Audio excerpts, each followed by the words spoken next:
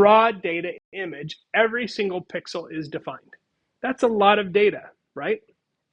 And so when we started thinking about the internet, and we started thinking about how can we take these images that are actually quite large and send them over our very slow internet connections 20, 30 years ago, people started saying, well, what we need is we need a way to make those image files smaller, because representing the data for every single one of those pixels with the RGB color model is taking up so much space in those files that they could take hours to send somebody a picture of your cat. And nobody wants to wait that long on the internet. So what we started doing is using math to figure out ways to make images smaller. And that's where we get these different image formats. Now, the one's most famous, of course, is the GIF or the GIF. And I'm not going to get into any arguments today about how it's pronounced. But the graphics interchange format was a very early model of image compression, or a compressed image format. And you need to understand how GIF works, because it will impact how you can work with it. Now, a GIF file, the first thing it does is it says, we need to reduce the number of colors. We can't represent every pixel with 3 numbers. So we're going to take the number of colors in this image, and we're going to reduce them. We're going to take millions of colors potentially, and we're going to reduce them to the 256 most common images, or most common colors in that image. So it's going to pick some reds, some greens in that strawberry image, and everything that's not one of those colors is going to be turned into one of those colors. And then instead of saying 256, 256, 256 for each pixel, you're going to say, this pixel is color number 1. This picture is color number, this pixel is color number 2. This is number 3, and so on. So that's already a lot less data, right? Because we're reducing what could be 3 very big numbers into 1 very small number. So that reduces it significantly. But it also, the other thing that GIF does that is interesting is called horizontal striping. And if we take this image of the strawberry, I'll give you an example. Now, these are not exactly the same color. You can tell that. But if I change this to a GIF file, they probably would be, because they're very similar. It would probably pick an average red here and change all of these to a very similar color. The quality of a GIF file in a photograph like this is very, very poor, typically. And a lot of times it results in what's called posterization of an image, which is if you've got a gradient, like a sunset or something like that, you see the bars as it changes color very gradually. But horizontal striping is another strategy that GIF uses to compress images. And what it says is, if we have 5 or 6 of the same pixel that are the same color in a horizontal row, rather than saying color number 5, color number 5, color number 5, color number 5, color number 5, it says we have 10 pixels that are color number 5.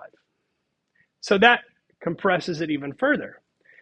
If you have horizontal stripes of the same color pixel.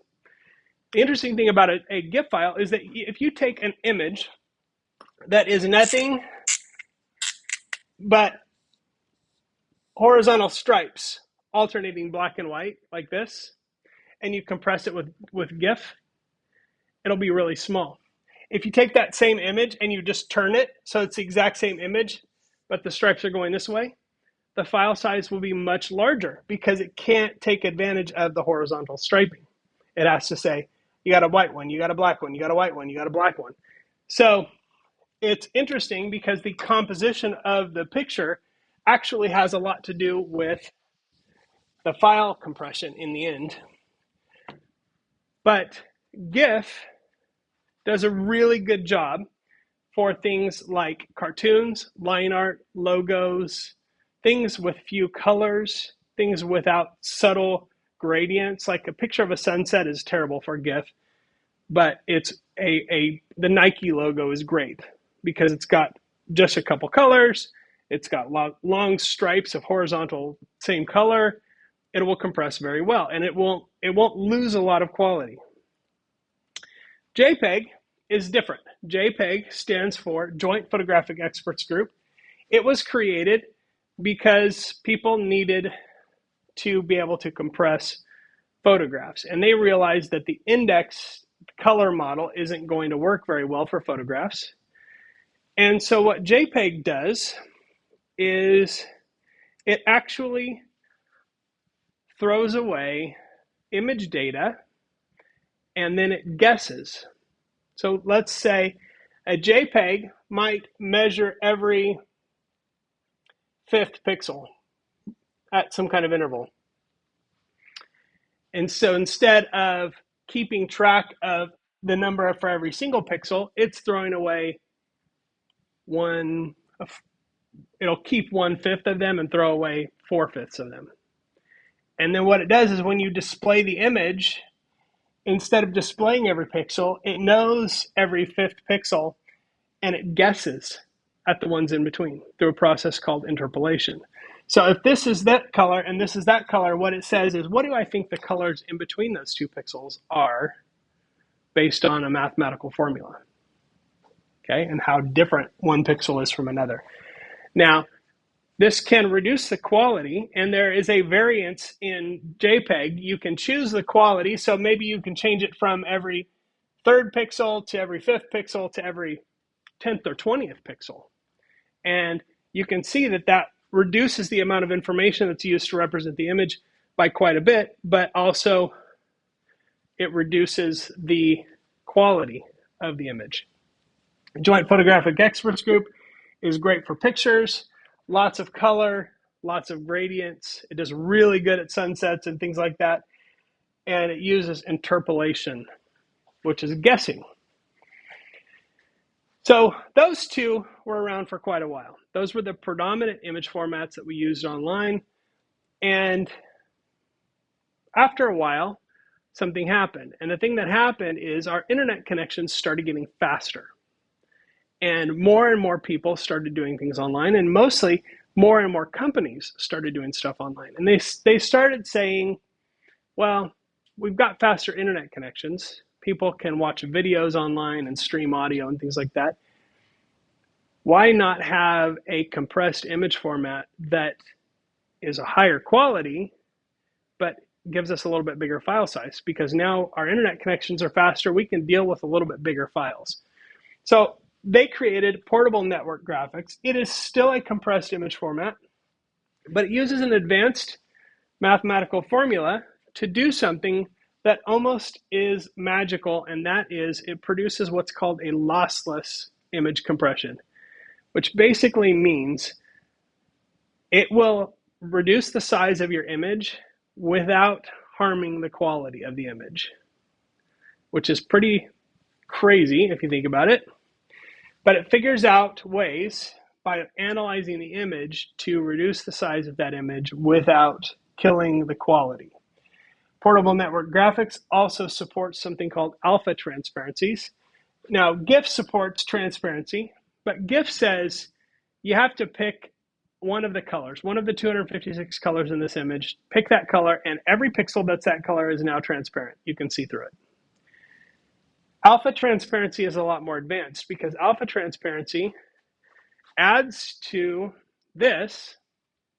So in a PNG file or a PNG file, you have 189, 39, 44, and then you might have 50. And the 50 represents how transparent that pixel is. So I can have pixels that are partially transparent, which means I can have an image that fades from fully transparent to not transparent. Or I could have everything except the red strawberry be partially transparent so that you could see whatever's behind it. So you can do a lot more advanced work with these, and visually they look a lot nicer. So alpha transparency is a big step forward. The PNG file is rapidly becoming sort of the standard for most things online. If you're creating websites, things like that, PNG files are mostly used. JPEG is still used for a lot of our camera apps and a lot of our cameras will shoot JPEG, um, because it still gives you the best compression for the quality.